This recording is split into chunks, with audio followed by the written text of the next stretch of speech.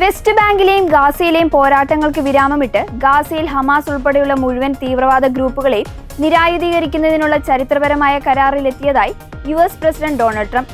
Truth സോഷ്യലിലൂടെയായിരുന്നു ട്രംപിന്റെ ഈ നിർണായക പ്രഖ്യാപനം. യുദ്ധാനന്തര ഗാസയുടെ സുരക്ഷയ്ക്കും പുനർനിർമ്മാണത്തിനുമായി 2026 തുടക്കത്തിൽ രൂപീകരിച്ച അന്താരാഷ്ട്ര കൂട്ടായ്മയായ ബോർഡ് ഓഫ് പീസിന്റെ നേതൃത്വത്തിലാണ് ഈ കരാർ സാധ്യമാക്കിയത്. ഡൊണാൾഡ് ട്രംപ് ബോർഡ് ഓഫ് പീസിന്റെ ചെയർമാനാണ്. ഗാസയിൽ ശാശ്വതമായ സമാധാനവും സുരക്ഷയും ഉറപ്പാക്കാൻ ഈ കരാർ വഴിയൊരുക്കുമെന്ന് ട്രംപ് വ്യക്തമാക്കി.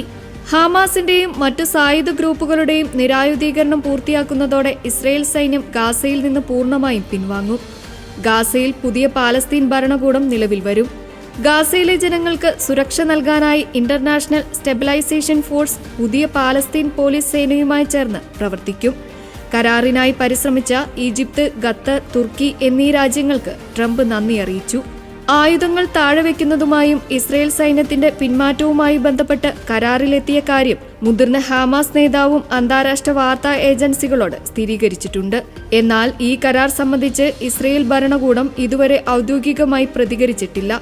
അതേസമയം പ്രഖ്യാപനം വന്നെങ്കിലും ഗാസയിൽ ഇസ്രയേൽ ആക്രമണങ്ങൾ തുടരുകയാണെന്നാണ് റിപ്പോർട്ടുകൾ.